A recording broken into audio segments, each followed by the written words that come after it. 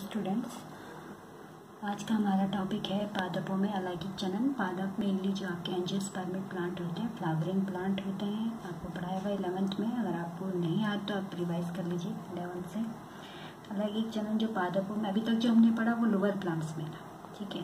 जो lower category के आपके प्लांट्स होते हैं उनमें वो होता है। हायर की बात करें तो इसमें दो टाइप्स होता है, असंजनन और कायिक प्रवर्धन। असंजनन हम आपको तब पढ़ाएंगे जब लैंगिक जनन हम कवर कर लेंगे।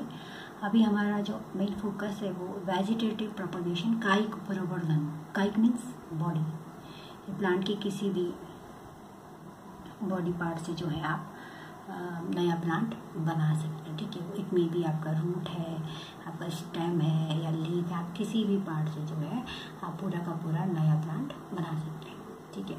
तो ये जो वेजिटेटिव प्रोपगेशन है बेटा, इसको हम दो तरीके से बांटेंगे। एक आपका प्राकृतिक है और एक कायिक है, ठीक है।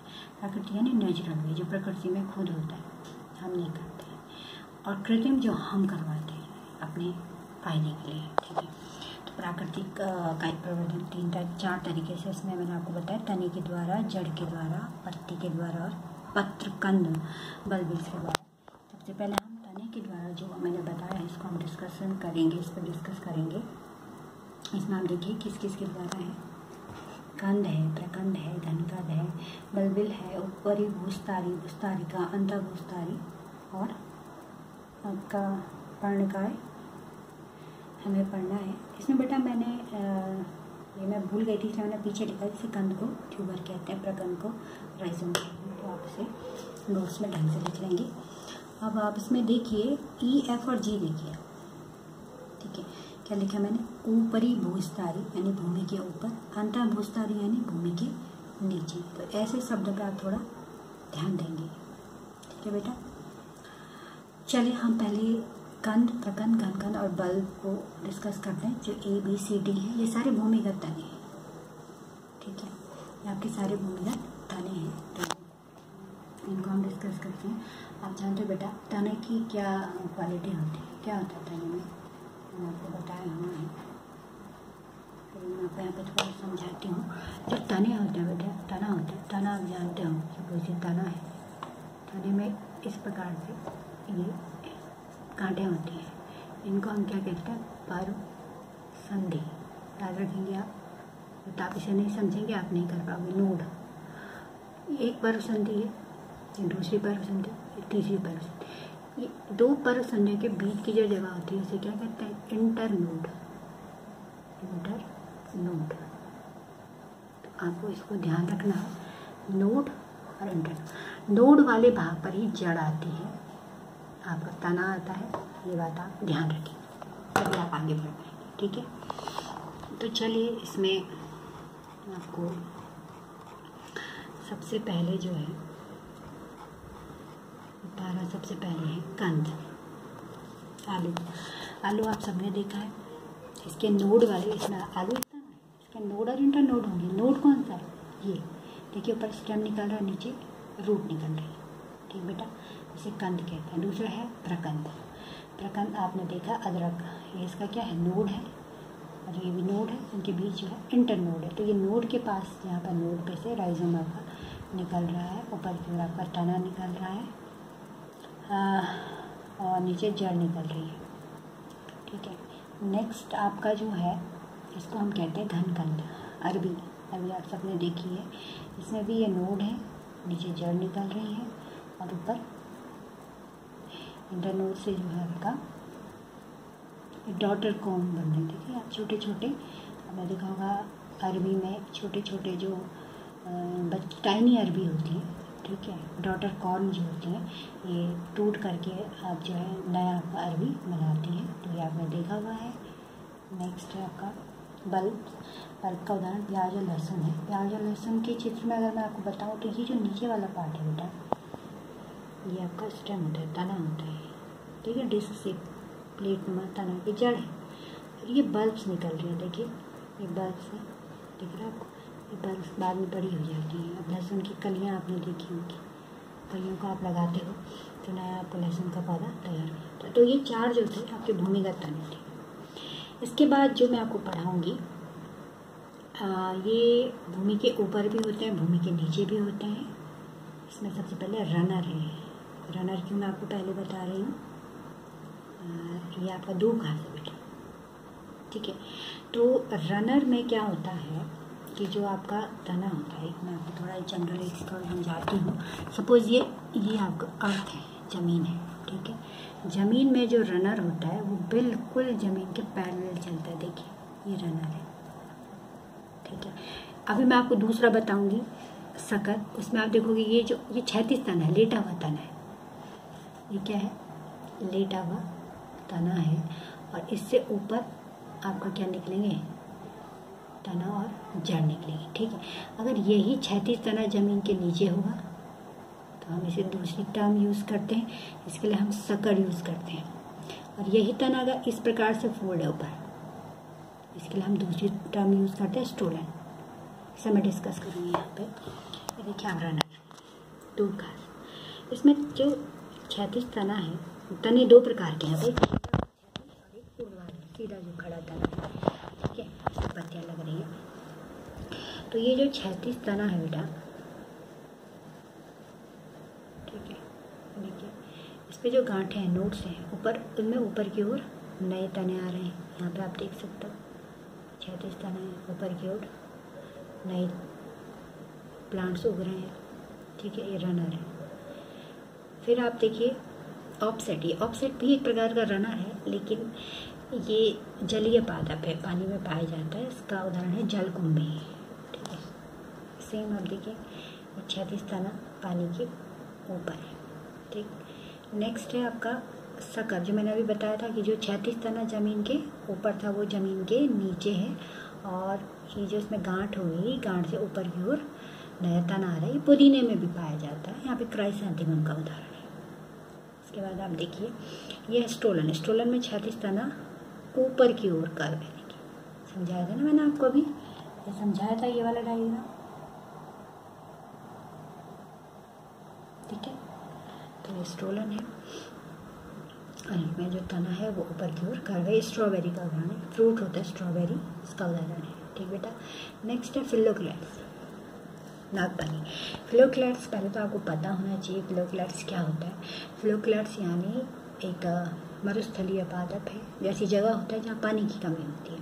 तो पानी की कमी के कारण क्या होता है बेटा, इनका जो तना होता है वो पत्ती के शेप में बदल जाता है, और जिनकी पत्तियाँ होती हैं वो कांटों में बदल जाती हैं। पत्तियाँ कांटों में क्यों बदलती हैं? पत्तियों से बाष्पोत्सर्जन होता है, तो पानी सारा उड़ जाएगा, क्योंकि जो मरुस्थल में होता है, ऐसी जगह होता है जहाँ पानी नहीं होता है। तो पानी कम उड़े इसलिए ये अपने पत्तियों के सरफेस को कम कर देता है और कांटों में बदल जाता है। तो कांटों में बदल गए तो इनका क्षेत्रफल कम हो जाता है, पानी कम वाष्पित होता है, और इनका तना जो पत्ती की तरह दिखता है, इसलिए इसे पर्णकाय होते हैं। पर्णकाय मतलब पत्ती के समान दिखने वाला स्तंभ, स्तंभ मतलब तना, ठीक है। तो ये क्योंकि पत्ती के समान दिख रहा है ना आपको, लेकिन ये तना है, दिस इज स्टेम, और लीफ कौन है? ये जो स्पाइन, कांटे दिख रहे हैं। इस तने में जो नोड होगी, नोड पे आप देखिए दूसरा तना निकल कर आ गया है। आपने देखा होगा ना, पेड़ की जो शाखाएं होती हैं, पेड़ पे जो गांठें होती है, इससे तो पेड़ की शाखाएं निकलती हैं, तो ये भी क्या है? ये तना है, दिस इज योर स्टेम, ठीक है। This is your stem, stem से दूसरा स्टेम निकल रहा है। इट्स वेरी इंपॉर्टेंट, नागपानी, आपको एग्जाम्पल याद रखना बेटा। नेक्स्ट है जड़ के द्वारा। जड़ के द्वारा ये स्वीट पोटैटो का है। इसी प्रकार शीशम जो बड़ा पेड़ होता है, उसकी जो जड़ होती हैं, इस पर फूली जड़ें हैं। इन जड़ के ऊपर जो होते हैं, जो कलिकाएँ निकलती हैं, बर्ड्स निकलती हैं, कलिका आपने देखी है, ये पर कलियाँ फूटती हैं और इनसे नया प्लांट बन जाता है, ठीक है। तो आप ये समझिए कि इन कलिकाओं से नया पेड़ बन गया, आप उसको उखाड़िए, कहीं पे भी लगाइए, नया पौधा तैयार हो गया। आप एक पेड़ से कई पेड़ बना सकते हैं ना, नेचुरल तरीके से। आप कुछ नहीं कर रहे, खुद ही प्रकृति ने बनाया है।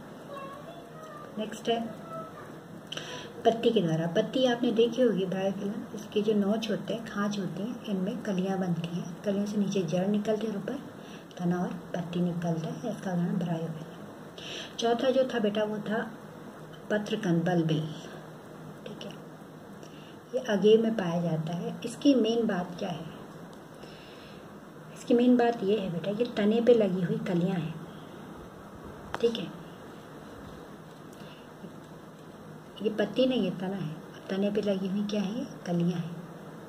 इनसे नया तना बनेगा और ये कलियाँ टूट जाती हैं और टूटने के बाद ये पूरा का पूरा प्लांट बना सकते हैं। तो बल्बिल्स आपको याद रखना है, इसकी परिभाषा मैंने नोट्स में लिखी है।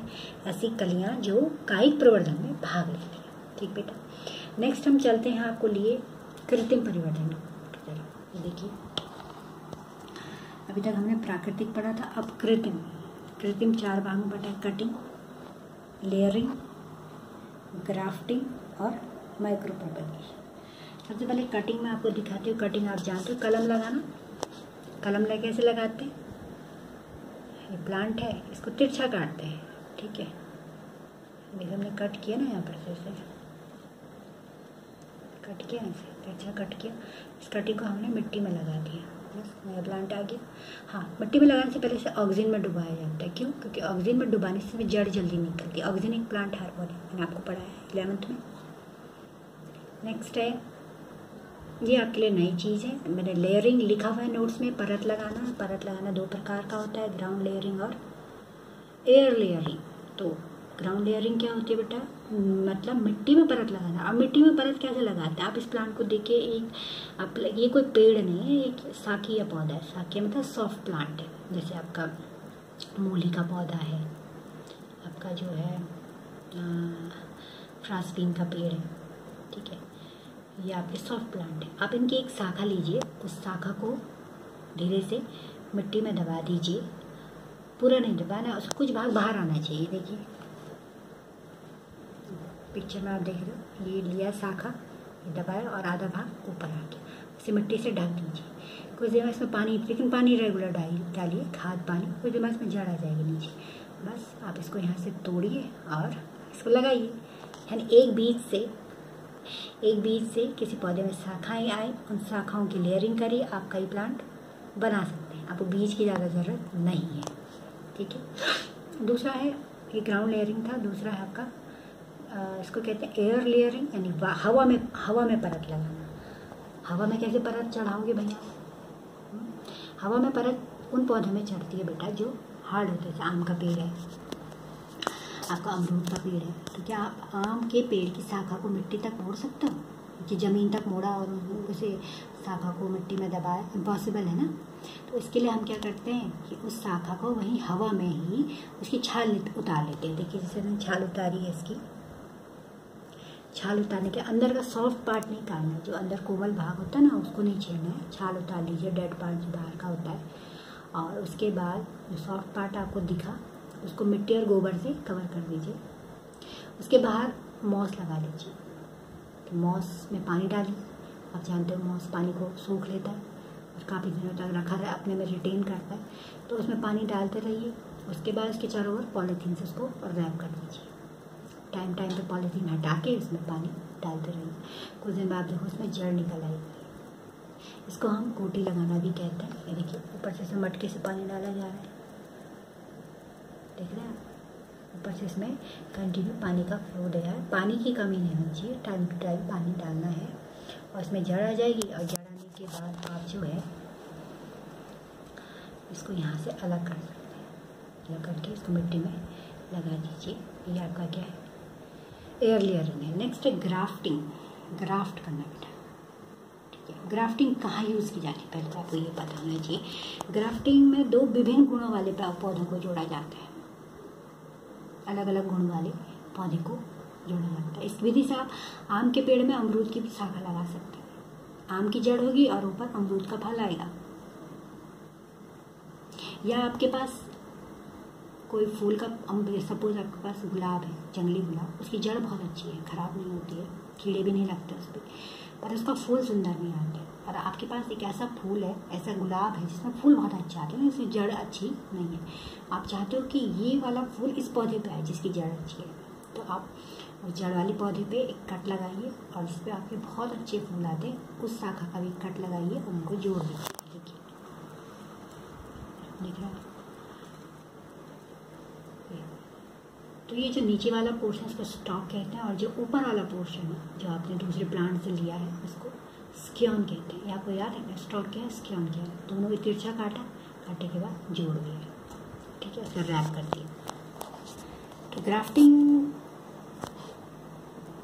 को शेप के आधार पर अलग अलग नाम दिया गया है। जैसे ये तो आपका तिरछा कट था तो इसको टंग ग्राफ्टिंग कहते हैं, ठीक है। कई आप जगह आप देखोगे ये इस तरीके से इस तरह की कटिंग काट देते हैं, देख रहे हैं आप, वी शेप, इसको वेज ग्राफ्टिंग कहते हैं। कभी क्या होता है, चौड़ा तना है, जो स्टॉक है वो काफ़ी चौड़ा है, स्टॉक क्या चौड़ा है, और आपकी जो कटिंग आप ऊपर लगा रहे हो उसके वो छोटे छोटे, तो काफ़ी सारे आप इसमें लगा सकते हो, 1 2 3, इसको क्राउन ग्राफ्टिंग कहते हैं, ठीक है। तो ये नाम अलग अलग दिए गए हैं, तो ये ग्राफ्टिंग हो गया। उसके बाद नेक्स्ट हमारा जो है बेटा वो माइक्रो प्रोपेगेशन है। माइक्रो प्रोपेगेशन का दूसरा नाम है सूक्ष्म प्रवर्धन या टिश्यू कल्चर, उत्तक संवर्धन। तो ये हम आपको नेक्स्ट चैप्टर में पढ़ाएंगे। इसका पूरा एक चैप्टर आपका है। इसमें केवल आपको ये समझना है कि पौधे की किसी भी भाग से आप जड़ का टुकड़ा ले लीजिए, अब पत्ती का एक टुकड़ा लीजिए, उसको एक द्रव में डाला जाता है। उस द्रव में पोषक पदार्थ होते हैं, इसमें कुछ दिन रखना पड़ता है, और कुछ दिन रखने के बाद उस टुकड़े में प्लांट का जो हमने पीस लिया है उसमें जड़ भी आ जाती है और तना भी आ जाता है। वो पोषक पदार्थ घोल तैयार किया जाता है, वो हम आपको नेक्स्ट चैप्टर में पढ़ाएंगे। और जब वो छोटे छोटे प्लांट बन जाते हैं फिर उनको ग्रीन हाउस में रखा जाता है, फिर थोड़े बड़े हो जाते हैं, फिर हम उन्हें बाहर खेतों में लगाते हैं। इसके लिए इतनी बेटा, थैंक यू।